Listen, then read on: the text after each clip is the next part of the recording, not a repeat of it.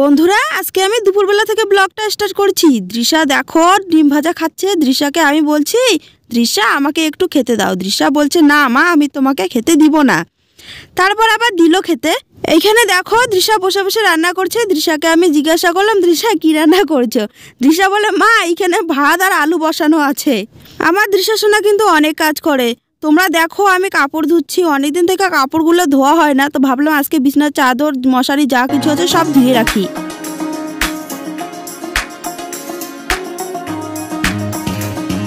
দৃশা একটা কুরকুরে দাও না, একটা দাও। ভিক্ষা দিলে আমাকে। তারপর দেখো আমি মাছ নিয়ে বসে পড়লাম। আজকে আমাদের বাড়িতে মাছ রান্না হবে, আরও নিরামিষ অনেক তরকারি আছে যেগুলো আমি তোমাদেরকে দেখাইনি। তো দৃশা আমাকে বলছে, মা তুমি মাছ নিয়ে কি করবে বলো তো? আমি দৃশাকে বললাম কাঁচা মাছগুলো খাবো। দৃশা বলছে, কাঁচা মাছ কেউ খায় নাকি?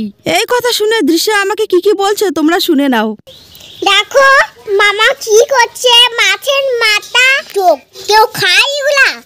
আজকে ক্যামেরা কিন্তু দৃশ্যশোনা করছে, ও পুরো ভিডিও ঠিকঠাকভাবে তুলতে পারে না, ছোট মানুষ, তবু যা করেছে ভালোই করেছে। দৃশ্যা কিন্তু ভিডিও করতে খুব ভালোবাসে। আর এইদিকে দেখো আমি হাতটা ধুয়ে নিলাম, তবু মাছ গন্ধ করছে, মানে মাছের গন্ধটা একদমই ভালো লাগে না। এই কথা শুনে তোমরা অনেকেই বলবে মাছের গন্ধ ভালো লাগে না, আবার মাছ খেতে ভালো লাগে, কিন্তু সত্যিই বললাম মাছের কাঁচা গন্ধটা একদমই ভালো লাগে না, আমার সহ্য হয় না। আমি দৃশ্যাকে বললাম, দৃশ্যা আমার হাতটা ধরে দেখো তো কেমন গন্ধ। দৃশ্য তো বললো, দৃশ্যা মাছের যে ডিমটা ছিল সেই ডিমটা ভেজে দিয়েছে, ডিমটাই খাচ্ছে আর বলছে, মা ডিমটা কিন্তু খেতে খুব টেস্টি।